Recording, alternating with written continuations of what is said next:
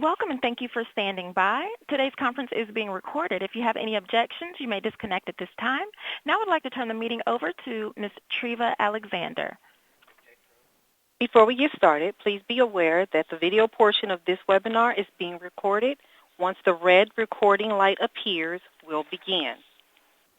Hello and welcome to the Foreign Travel Briefing webinar. Thank you for taking time out of your day to participate. My name is Treva Alexander, as she said, and I'm an instructor and the Information Security Management Course Manager here at CDSE. In this role, I'm actually responsible for the management, development, and delivery of CDSE information security courses. I have approximately 3 years experience specifically instructing the Information Security Management and the DoD Security Specialist courses. Joining me today is my co-host, Rojan Sariano, and Rojan is the Information Security Curriculum Manager here at CDSE. He's responsible for the overall direction and development of information security courses and training material, and he's also responsible for delivering CDSE information security courses. And then we have our co-pilot, who is Rachel Mojo, and Rachel will walk us through some navigation instructions. Rachel? Okay, thank you, Treva. To get started, you can look at the bottom left-hand corner of your screen. There is a notes box. This has the call-in number and other announcements as necessary. These notes will remain on your screen throughout the webinar for your reference. To get a larger view of the presentation, go ahead and select the full screen button up in the top gray banner of your screen. However, remember that when poll questions come up, you will need to select it again in order to respond.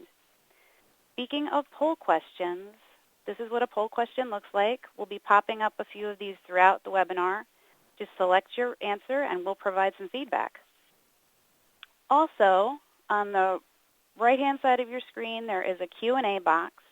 Your phones are muted, so the only way you'll be able to send us questions is by inserting them into this box.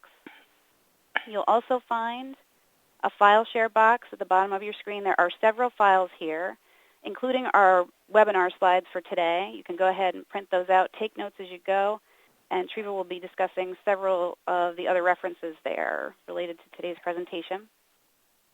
I'm going to send it back to her to get you started with a chat question. Thanks, Rachel. So to get you thinking about the subject matter, I'd like to start you off with the chat question, as Rachel said, and the chat's going to open up with a scenario, and it'll involve you typing a brief response to a question posted on the screen. The green arrow here shows you where to place your cursor to make your entry. All right, so let's look at our scenario and chat question. There's a group of DoD employees who work in the sensitive compartmented information facility at your command.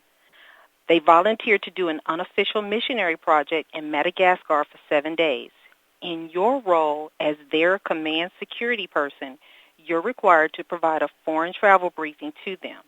Now, several of the employees question what are some things they really need to consider before they travel.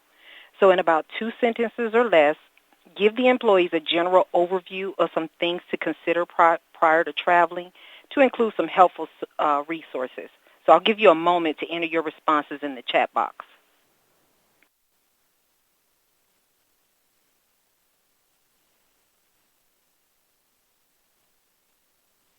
And I like the responses. Very good.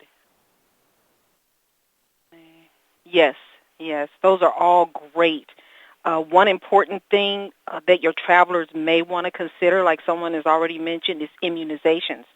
Malaria poses a serious health risk in coastal areas of Madagascar, so the Center for Disease Control recommends that the use of protective measures to prevent the spread of malaria and to avoid mosquito bites would be things like clothing to cover most of your body and insect repellents. And then another important consideration is that Madagascar is primarily a cash-driven economy. Now, this information can be obtained from the Electronic Foreign Clearance Guide website, and we're going to talk more about that website later in the webinar. All right, folks, I need you to bear with me for just a couple of slides while I recite the DoD guidance regarding foreign travel briefings. Now, all of the regulatory guidance that we're going to talk about can be accessed from the Defense Technical Information Security website, Center website, and we've provided that link for you at the end of the presentation. So according to the DoD Directive 5240.06, Counterintelligence Awareness and Reporting, all active and reserve military personnel, as well as DoD civilian employees, are required to receive initial and annual CI awareness reporting training on threats, methods, reportable information, and reporting procedures. It also states that DoD personnel who fail to report information as required, they may be subject to judicial or administrative actions or even both. In Enclosure 3 of the directive, it states that DoD components must provide CI awareness reporting training to DoD personnel within 30 days of initial assignment or employment to the component, and that they have to provide that training every 12 months thereafter. Components also have to provide CI awareness training tailored to their component's mission, functions, activities, and locations. And they have to conduct the training in compliance with the anti-terrorism training requirements of the DoDI 2000.12 and 2000.16, which are the DoD anti-terrorism program and standards. Now, we're all familiar with the annual anti-terrorism training requirements, but in addition to those annual trainings, the instruction states that within 3 months of foreign travel, DoD personnel must receive training on AT protection through multiple means such as command publications, messages, internet sites, or even, like I mentioned earlier, the DoD Foreign Clearance Guide. Now, CI awareness reporting requirements further stipulates that DoD personnel with access to critical program information, SCI, and or special access program information must provide advanced foreign travel notification for official and unofficial travel to their security personnel in order to receive a foreign travel briefing prior to executing their travel. Now, these requirements are also stipulated in the DoD Manual 5105.21, Volume 3 of the SCI Administrative Security Manual. And Enclosure 2 specifically states that personnel with SCI access who plan official and unofficial foreign travel must report that anticipated foreign travel through their immediate supervisor and to their special security officer. They have to obtain a defensive travel security briefing prior to travel, and we actually put a sample of one in your file share box. And the travelers have to report any unusual incidents that occurred during their travel. Now, be mindful that failure to report foreign travel, as outlined in the regulatory guidance we just talked about, at a minimum may result in reevaluation of eligibility for continued access. And, of course, heads of DoD components may impose more stringent sanctions as outlined in their component-specific guidance. All right, so we've covered the regulatory guidance. Let's look at the contents of a foreign travel briefing. CDSE has put together a short on foreign travel briefings, and within that short is a suggested outline of a foreign travel briefing. And what we did is we put a template in your file share box for you to download. Now, during the webinar, what we're going to do is we're going to walk through the contents of that template. So we're going to look at vulnerability awareness, personal safety, terrorist threat information, assistance contacts, and before you go. And then we're also going to give you some related travel tips. So let's begin with a poll question. Failure to report foreign travel may result in reevaluation of eligibility for continued access. Is that true or false? Outstanding. Hey, everyone got the answer right, which I knew you would anyway. All right, so let's go back to our scenario involving the group going to Madagascar. Before the group leaves, they should receive training on vulnerability awareness, and those topics are there. There's some subtopics of those areas that we have listed on the screen for you. So we'll start with how our travelers might become targets. Because travelers may possess or have access to information that's highly sought after by foreign entities, We must remember that they are the first line of defense in protecting our classified national security information. Many foreign governments and businesses place a high priority on obtaining U.S. technology and proprietary information. The risk of being an intelligence target increases as citizens travel overseas. Now, usually any intelligence activity directed against travelers will be conducted in an unobtrusive and non-threatening fashion, although in some cases, a foreign intelligence service may employ more aggressive tactics. While most harassment incidents are intentionally obvious, basically they're meant to intimidate or test the traveler's reactions, many intelligence activities are conducted without the target even being aware of it. Now, these are key factors to mention to your group who's traveling to Madagascar. And in a few moments, we're going to discuss some of the tactics that are used. It's important to note that counterintelligence is information gathered and activities conducted to identify, deceive, exploit, disrupt, or protect against espionage, other intelligence activities, sabotage, and assassinations. And these are conducted by, for, or on behalf of foreign powers, foreign governmental and commercial organizations, foreign persons or their agents, as well as international terrorist organizations. Counterintelligence is gathered utilizing a multitude of tactics, such as elicitation. Now, that's basically a ploy where seemingly normal and innocent conversations is contrived by technical collectors to extract information of a proprietary or export-restricted nature or about individuals, their work, and their colleagues. Then there's eavesdropping. And this is listening to other people's conversations to gather information. And this is frequently done in social environments where we mainly feel secure and more likely to talk about ourselves or our work, like in a restaurant or a bar or public transportation. It's important to note that eavesdropping can occur in a radius of 6 to 8 feet on public transportation or 10 to 12 feet in other settings. Another tactic is bag operations, and this is surreptitious entry into someone's hotel room to steal, photograph, or photocopy documents, steal or copy magnetic media, or even download from our laptop. This is frequently done with the cooperation of the hotel staff.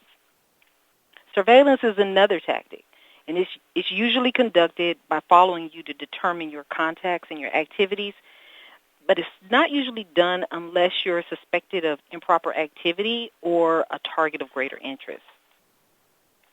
Then there's the use of intercepting electronic communications like telephones, facsimiles, or computers. You're particularly vulnerable while communicating to, from, or within a foreign country because most foreign telecommunication systems cooperate with their country's security service. Many hotels have added high-speed wireless connections so their guests can connect to the internet or access their home network while on the road. Now, this is a prime opportunity for hackers to exploit unsecured or poorly secured hotel networks to gain access to your laptop or even conference proceedings being held in the hotel. To prevent any gathering of information, you want to caution your travelers to be aware of suspicious contacts, such as requests for protected information under the guise of a price quote or purchase request, market survey, or other pretense. It could be foreign entities targeting personnel traveling overseas via airport screenings and hotel room incursions like a raid. It could be attempts to entice personnel into situations that could lead to blackmail or extortion. Or maybe even attempts by foreign customers to gain access to hardware and information that exceeds the limitations of the export license on file. Or attempts to place personnel under obligation through special treatment, favors, gifts, or money. So I know what you're thinking. What do I do? Well, what do they do if they feel like they're being solicited for information? Well, here's some things that they should consider. Practice authorized responses to questions concerning their duties. Then travelers should never feel obligated to answer questions which make them feel uncomfortable. If a conversation is too probing with respect to their duties, their private life, and coworkers, encourage them to change the subject. Be observant and take notes of the suspicious person. Maintain professional composure at all times and report. Encourage them to provide as much information as possible to you, their security point of contact. Now, travelers can increase their odds of not becoming a victim of crime through the use of common sense reinforced with a high state of security awareness. Don't give anyone the opportunity to exploit vulnerabilities. Common sense and basic counterintelligence awareness can effectively protect against attempts to collect sensitive, proprietary, or other privileged information. Now, if a traveler is detained or arrested for any reason, you want to encourage them to contact the U.S. Embassy or consulate and even ask for that. If they're refused or ignored, tell them to continue to make the request periodically. Encourage them to stay calm, maintain dignity, and don't do anything to provoke the arresting officer. Don't admit to anything or volunteer any information. Do not sign anything. Decline as politely as possible until such a time as the document is examined by an attorney or an embassy or consulate representative. Make sure they know, do not accept anyone at face value. When the representative from the embassy or the consulate arrives, request to see some identification. And don't fall for the rules of helping the ones who are detaining you in return for your release. They can be very imaginative in their proposals on how to be of assistance to them. Don't sell yourself out by agreeing to anything. If they won't take no for an answer, don't make a firm commitment or sign anything. And once released, contact the U.S. Embassy for protection and assistance on getting out of the country. You know the old saying, when in Rome, do as the Romans do? Well, remember that although you are an American citizen, you are subject to the laws of the country in which you're traveling. Do not assume that what's acceptable in the United States is acceptable abroad. Taking photographs of government facilities and religious symbols is prohibited in many countries. Therefore, be aware of the local laws. As a general precaution or rule, don't attempt to take photographs in the vicinity of foreign military bases, buildings, or personnel. All right, so we've talked about a lot of information. Let's look at a poll question. What should you do if you feel like you're being solicited for information?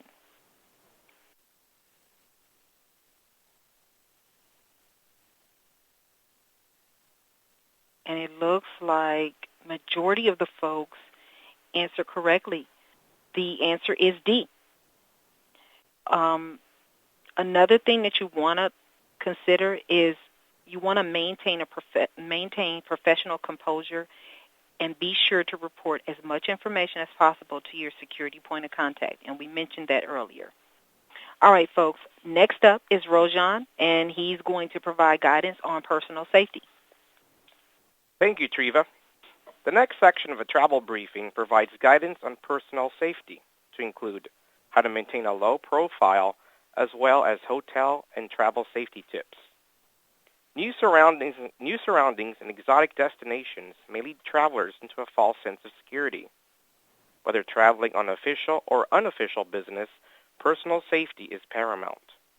The U.S. Department of State and the Electronic Foreign Clearance Guide websites provide travelers with a wealth of information about the countries they're traveling to, such as required documents for entering and leaving said countries, tips for traveling abroad, and fact sheets. These links are provided at the end of the webinar. In addition, there is a protection card available in the file share box. This resource provides tips on maintaining a low profile, how to recognize and report unusual or suspicious behavior, and much more. We've also identified 7 steps to maintaining a low profile. First, encourage your travelers to blend in with their surroundings. Avoid showing off material wealth and exchange money into the local currency. Drive an inconspicuous vehicle. Caution them to use unmarked parking spaces and vary where they park. Make sure they avoid publicity. They also should only share information about their personal life and security efforts to friends and security personnel, and they should avoid establishing routines. On this screen, there are several factors for travelers that travelers should consider when staying at a hotel. In addition, caution that whenever possible that they should avoid answering a page, as this would also include at an airport or a restaurant. Someone may be trying to identify what you actually look like by watching the individual who answers the page. However, if you can absolutely not avoid it, it is recommended that you delay answering the page as long as possible and then take a less direct route to the desk or telephone. Whenever possible, avoid a room higher than the 13th floor. This is because most emergency equipment cannot reach that height. Air travel, particularly through high-risk airports or countries, poses security problems different from other forms of travel. Simple precautions, however, can help reduce the hazards of this type of travel. Terrorists will most likely position themselves in the front, that is first class, and in the rear to better control the passengers and aircraft. Their command posts will normally be as close to the cockpit as they can get. Therefore, it is highly recommended that travelers avoid sitting in the front or back of the aircraft. Also, do not sit in an aisle seat. Terrorists have been known to subject individuals in aisle seats for random acts of violence, as it makes an individual a target of opportunity. It is recommended to count the number of seats to the closest emergency exit when not seated next to one. This will allow you to find your way out of the aircraft in case the lights go out or the cabin fills with smoke. Listed on this screen are some generic precautions that will help your travelers avoid becoming a target when traveling on foot or by vehicle. Understanding the local language helps to identify safe havens, such as a police station or the local phone system to call for help. Also, do not confront anyone who you think is following you. Instead, head to the nearest safe haven, police station, or embassy and report the incident. You should always report the incident in whatever description you can provide to the unit's force protection officer or counterintelligence personnel. Remember that the use of the measures listed here will decrease your vulnerability. Alert and trained individuals prepared for possible terrorist acts minimizes the likelihood of terrorist success and act as a deterrent to terrorist activity. Now let's explore some safe vehicle travel tips. There are 8 different travel tips listed here on this screen, but I also wanted to add several other tips as well. If involved in a minor accident and you feel you're in danger, drive to the nearest safe haven and report the accident to the authorities. And also, always leave maneuvering room when driving to avoid being boxed in. Another good idea is to drive with the doors locked. It could provide you with valuable seconds to allow you to escape an attempted kidnapping when stopped at a red light or for some other reason. Travelers should always avoid public transportation whenever possible. However, should the need arise, taxis are always preferred over buses. So if forced to use a taxi, first become familiar with the local area as much as possible. This allows a traveler to determine that the taxi driver is going in a completely different direction than intended, and it also helps to prevent being cheated by unscrupulous drivers. Always try and pick your own cab whenever possible, and definitely avoid getting into a cab that pulls out of the middle of a line of cabs just to pick you up. Travelers should also vary where they wait for a cab, and always attempt to vary the cab and company used or called. It's also a good idea to compare the driver's appearance with that of the license posted in the cab. Get out immediately if it's different, as it could be a sign of a setup.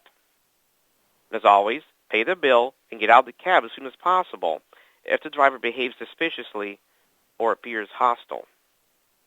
Finally, learn the local phrases that will direct you to the U.S. Embassy, police station, or other safe haven. Okay, looks like it's time for a poll question. And the question is, which of these are hotel safety tips? Take a moment and select your answer.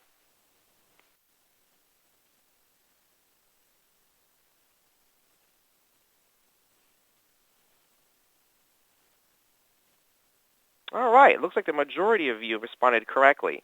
The answer is D, all of the above. In addition, whenever possible, avoid a room higher than the 13th floor. This is because most emergency equipment cannot reach that height. Okay, let's now walk through terrorist threats. Unfortunately, the threat of terrorism is a fact of life that affects all Americans visiting or traveling through a foreign country for both private and business reasons. Many terrorists will target you simply because you are an American, and in their minds, you represent their hated enemy, the United States. This threat is even greater today as the U.S. is involved in the wider war on terrorism. Therefore, it is important for you to understand what terrorism is and how you can protect yourself.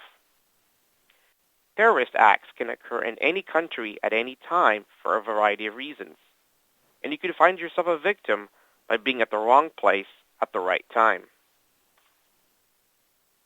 Terrorist acts include, but are not limited to, those listed on the screen here. Now, there are steps you can take to minimize the likelihood of being a victim to terrorist activity. For example, the U.S. Department of State and the Electronic Foreign Clearance Guide websites provide travelers with a wealth of information about the countries they're traveling to, such as required documents for entering and leaving said countries, tips for traveling abroad, fact sheets, travel warnings, and travel alerts. For example, as you're developing the slides of the foreign travel briefing for the folks going to Madagascar, you may want to incorporate some information from the State Department website. Particularly, there's a travel alert advising that on tomorrow, December 20th, Madagascar has their final round of presidential elections, which could pose spontaneous protests during the election cycle. Gatherings intended to be peaceful could turn violent, and this alert does not expire until February 2014. The Electronic Foreign Clearance Guide is directive in nature for all DoD and DoD-sponsored travel abroad and for travelers. In addition, the Aircraft and Personnel Automated Clearance System, also known as APACS, is mandatory for processing DoD-sponsored personnel's of official foreign travel in all combatant commands. And depending on the official travel orders, the traveler may be required to complete an isolated personnel report, also known as ISOPREP, 12 months prior to entry into the area. You can obtain access to APACS and ISOPREP via the Electronic Foreign Clearance Guide website. The links to these sites are provided at the end of the webinar. Now, even with the best preparations, things can go wrong.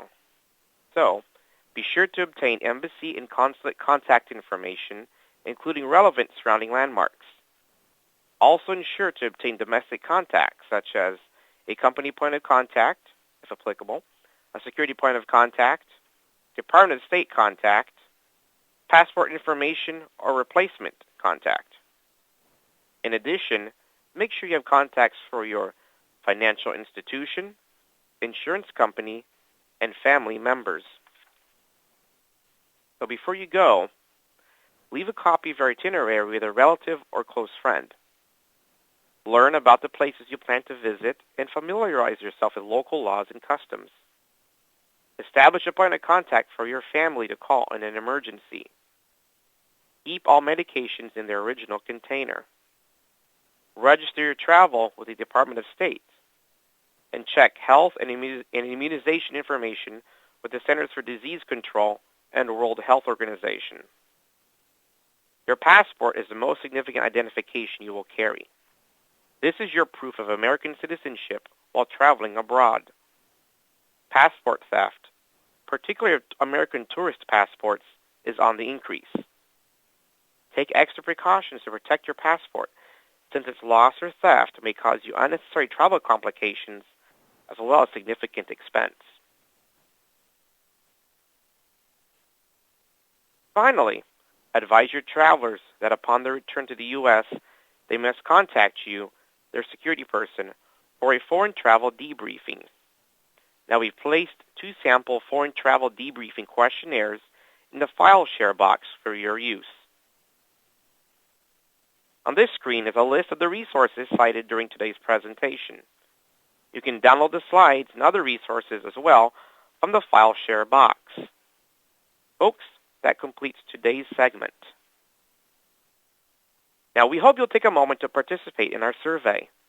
Your feedback is very important to us, and it is greatly appreciated. If you have ideas for future webinar topics, we encourage you to share these in a survey. Now, the survey should be appearing on your screen right now, or as a tab to take you to a new screen or window to complete the survey. Frequently asked questions from this webinar will be posted on the CDSE webinar website. You can also email general security training related questions to DSS at generalsecurity.training@dss.mil. Thank you for attending the CDSE Foreign Travel Briefings webinar. Have a great day and safe travels.